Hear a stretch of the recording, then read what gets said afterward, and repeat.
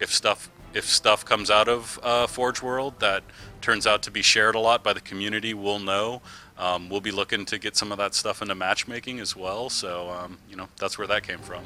Are you gonna hire the creators of the particularly good maps? You can always hope.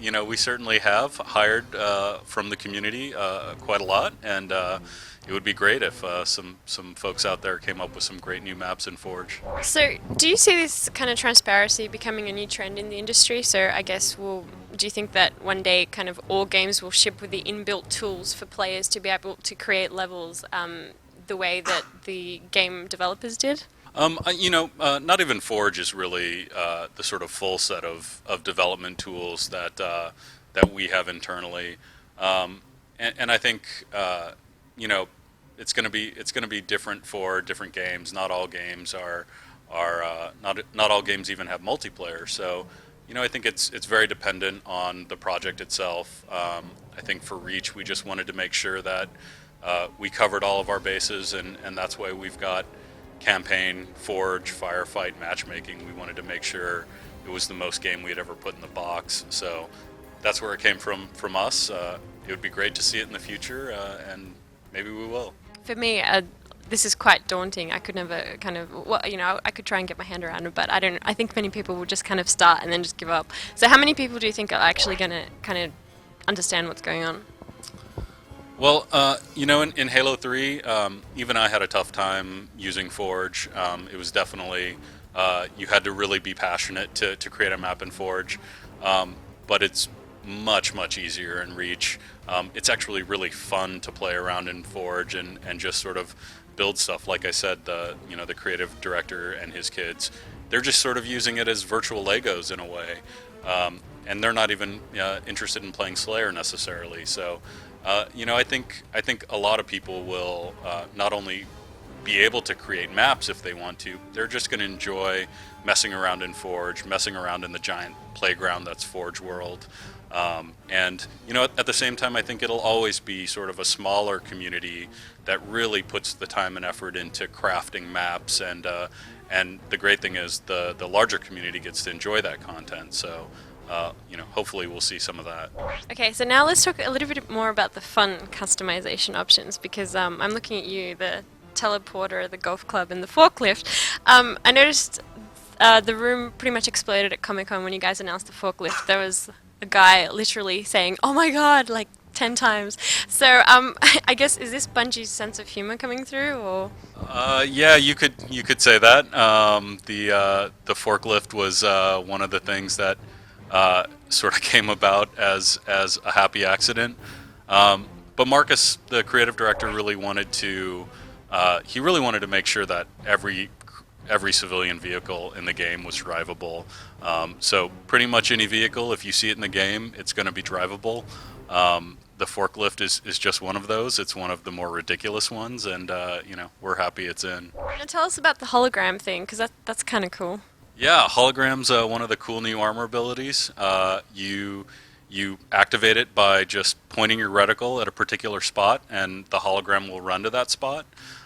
It's really evil in multiplayer games. You get the other person to sort of waste their sniper rounds on a hologram, but it's pretty fun in campaign and firefight as well. So it's really good for tricking the AI and being able to flank the AI for an assassination, for example. So it's a pretty cool new armor ability.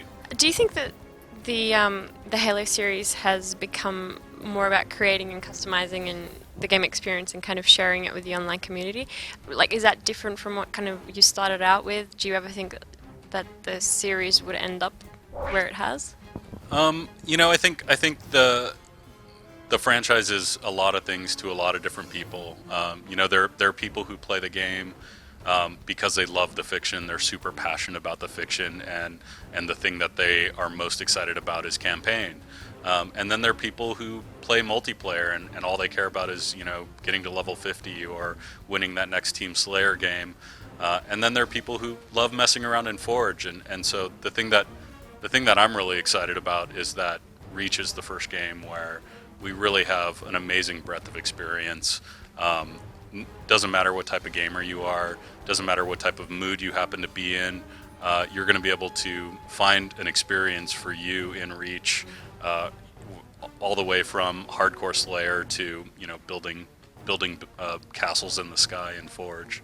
Now, Halo as a series has been very reliant on AI. So, how do you think that AI in games has advanced and changed and grown? And how do you think that Halo Reach kind of utilizes that?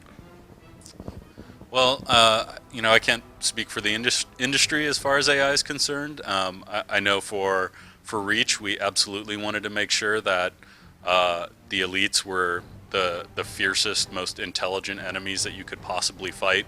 We wanted to make sure that the Covenant was a terrifying enemy. And so we invested heavily in both animation and AI, making sure that elites were smarter, faster than they've ever been before. And I think you're really going to see it when you play the campaign.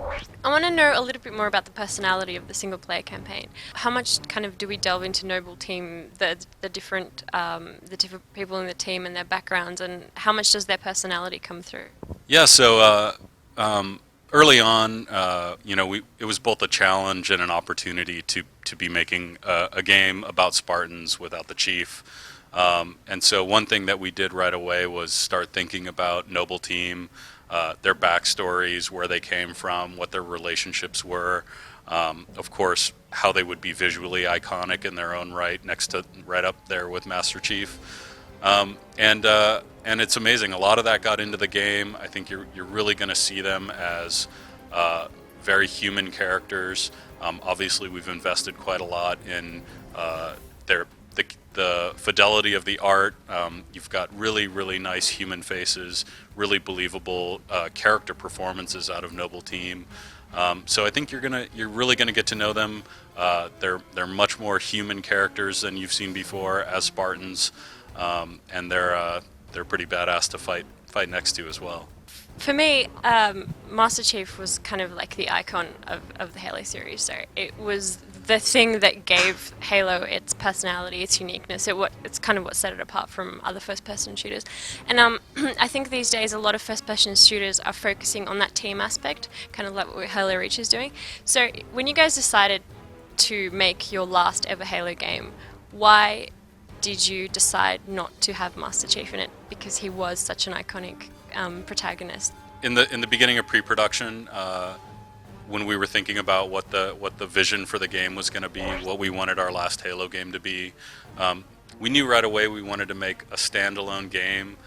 We wanted to make a very different take on the universe for Halo fans, and that led right away to Reach. Reach fit the goals of the project perfectly, and Reach also, in addition to having a darker tone, it was a great place for us to explore multiple Spartans. Reach is the home of the Spartan project. We wanted to sort of show a different variety of Spartans, and we wanted to tell a different type of story, a story that was more close to the ground than sort of the galactic opera that the Chief followed. So all of those things sort of dovetailed into what you see in Noble Team, and we're really happy with them. We think Noble Team turned out to be really iconic characters in their own right, and they're really fun to fight alongside.